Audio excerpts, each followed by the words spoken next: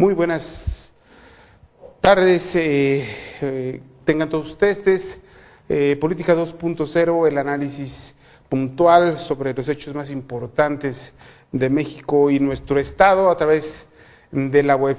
Esta tarde le tenemos las siguientes propuestas de análisis. Primero, indudablemente que la actitud de Andrés Manuel López Obrador con respecto a su derrota en el Consejo Nacional del PRD, una vez que el Consejo aprueba la participación de su partido en una encuesta para definir si van o no van en alianza con Acción Nacional.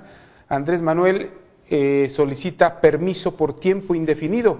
Esta figura no existe dentro del Partido de la Revolución Democrática y es casi un hecho que luego de 18 años de militancia partidista, Andrés Manuel deje el PRD. Este es uno de los temas. El otro, la encuesta que hoy aparece en el Universal sobre el tema de confianza. Los ciudadanos mexicanos perciben que cada vez hay más inseguridad, crece la percepción en más del 60% de los ciudadanos mexicanos que perciben que cada vez el país es más inseguro. Este y otros temas, si nos alcanza el tiempo, los iremos desmenuzando, pero antes déjenme darle las buenas tardes a nuestros compañeros que como cada programa están con nosotros. Lourdes López, buenas tardes. Gracias, don Víctor. Miguel, buenas tardes al público. Miguel Ángel Hernández, buenas tardes, Miguel. Buenas tardes, Víctor. Buenas tardes, Lulú. Buenas tardes a quienes nos siguen a través de la red. Y bueno, no sé cómo hayan observado ustedes a Andrés Manuel, pero bueno, tiene dos grandes lecturas esta nueva acción o esta nueva posición, esta nueva actitud de Andrés Manuel. La primera, bueno, está acostumbrado a que siempre sus chicharrones truenen dentro del Partido de la Revolución Democrática. Y si las cosas no salen como él quiere, como niño berrinchudo, ¿verdad? Toma venganza o toma posiciones radicales del todo o nada. Es una postura que hemos venido viendo cada vez menos del todo y nada en la política mexicana, pero sigue subsistiendo. Y la otra es que dentro de este todo y nada puede también verse como una postura coherente en su posición ideológica, doctrinaria de Andrés Manuel, y yo creo que también cada vez menos vemos coherencia doctrinaria e ideológica en los políticos y en los partidos, ¿no? Un primer acercamiento, Lourdes López, ¿qué menciones le merece la actitud de Andrés Manuel? Pues es que ya lo habíamos platicado en otro momento en esta misma mesa lo decía Miguel Ángel, la falta de ética política de parte de nuestros los políticos que están de lleno en los partidos, participando con el propósito de buscar posiciones en las diferentes cargos de elección popular. Si nosotros le damos seguimiento a lo que Andrés Manuel ha hecho a partir del 2006, nos daremos cuenta que su nivel de aceptación ha ido decreciendo de manera importante. Claro. Quiere decir que él no capitalizó de manera correcta y adecuada el hecho de no haber obtenido la presidencia de la República y él, lejos de sumar, creo que ha restado con estas actitudes que él ha asumido de una posición radical al interior del Partido de la Revolución Democrática. Y, por otro lado, se ha cobijado en otros partidos morralla, como es el caso del Partido del Trabajo y Convergencia, que siguen apostándole a la figura de Andrés Manuel López Obrador. Y bueno, el partido que lo vio nacer, en el cual ha participado, donde ha militado el Partido de la Revolución Democrática y sus dirigentes, tienen muy claro hacia dónde pueden ellos caminar con rumbo al 2012 y una parada importante es el Estado de México. Indudablemente. Entonces, obviamente que esta parada los lleva a reflexionar en la conveniencia de poder ir en alianza o en coalición con el Partido de Acción Nacional, porque obviamente aquí lo hemos comentado, los resultados en los últimos procesos electorales importantes, el PRI los ha perdido, donde han ido la oposición, en algunos casos en coalición, y en otros casos como Baja California, donde, bueno, ahí le pagaron la factura a Acción Nacional por lo sucedido en Guerrero. Entonces, esta situación de Andrés Manuel, pues lo que deja hacia la opinión pública es una posición de ir al extremo. Si no me dan lo que yo quiero, entonces me voy, quédense con el PRD, pero yo me voy, pido licencia. Obviamente que él no va a regresar al PRD, o sea, eso creo que está claro, ¿verdad? Yo creo que no regresaría ya al PRD y el PRD tiene como una cuestión de lógica política pensar en lo primero, que es Estado de México, y luego después 2012. Y a lo mejor Andrés Manuel ya no va a estar en los planes del PRD para el 2012. Sí, y ya desde ahorita se está amarrando con sus dos partidos que han sido incondicionales hacia su proyecto, como es el de Convergencia y el Partido del Trabajo. No sé, Miguel, ¿cómo lo veas Andrés Manuel fuera del PRD?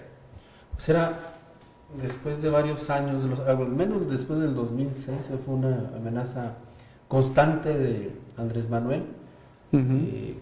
Una vez que el PRD finalmente acepta al presidente Calderón como el presidente legítimo, aquel plantón de Paseo de la Reforma que amenazaba con más, y poco a poco se fue diluyendo una vez que los chuchos empezaron a tomar el control del partido y empezaron a negociar con el presidente Calderón. La verdad es que todo parece indicar que va a haber un cisma de dimensiones aún desconocidas en el tema del PRD, porque sería de confirmarse la escisión. El PRD tendrá que llegar en el 2012 en el orden de los 12-13 puntos, es volver a su realidad antes de las elecciones del 2006. Como quedó en la elección del 2009, ¿no? Así es decir, es ir regresando de manera gradual a su realidad, ¿no? Y una izquierda, o sea, fragmentada, con poca capacidad de estructurarse a sí mismo, y tener que recurrir a la parte pragmática con el Partido de Acción Nacional. A mí me parece que sí va a ser, es un referente López Obrador, es innegable, o sea, si quien diga que le va a hacer algún rasponcito, cosa por el estilo, a mí me parece que el PRD no vale lo mismo con o sin López Obrador. O sea, sí. O sea, hay una diferencia en más de 10 puntos que yo no sé el PRD de dónde lo va a sacar. Pero además el efecto inmediato, que es el Estado de México, hay al menos dos situaciones muy particulares. Habrá que esperar la reacción de Alejandro Encinas, que es la apuesta del PRD. Sí. A mí me parece que el PRD está llevando al extremo la situación con López Obrador, con el acuerdo de que el candidato sea perredista en el Estado de México. Y ahí habrá que esperar la reacción de los duros del PAN, de los doctrinados del PAN, que están apoyando a Luis Felipe Bravo. Evidentemente que eso se va a tratar de una decisión presidencial. Sin embargo, a mí me parece que las posibilidades de éxito de la alianza se van a diluir, porque va a haber caídos de ambos lados. El PRD les va a tumbar, López Obrador, a la alianza PAN-PRD, un importante porcentaje en el Estado de México. Sí. Y también habrá que esperar que la gente doctrinada del PAN, ortodoxa del PAN, al no sumarse ahí, también se van a replegar. Y como contamos a mediodía, López Obrador dio una tendencia de regresar a sus orígenes y apoyar al PRI, porque a querer y no, o sea, entre líneas, pero sí, empieza a flotar, pues, ¿verdad? O sea, estamos viendo que, o al menos empieza a fortalecer una tesis en donde se sostiene que posiblemente Andrés Manuel empieza a hacerle funcionar a Carlos Salinas de Gortari, quien está atrás de todo el proyecto. Para él. O sea, porque él va a ser una pieza clave para que el PRD o PAN haya una alianza, ¿no? Entre PRD y PAN. Si no, llega Convergencia, llega PRD y PAN debilitados a una contienda muy importante, muy estratégica de cara al 2012, como la del Estado de México. ¿Sí? De nada le va a servir a la oposición haber tumbado en Guerrero, en Puebla, en Oaxaca, Sinaloa, Baja California, ¿sí? Al PRI, ¿sí? Si llega debilitado con la derrota del Estado de México. Prácticamente el Estado de México es la antesala al 2012.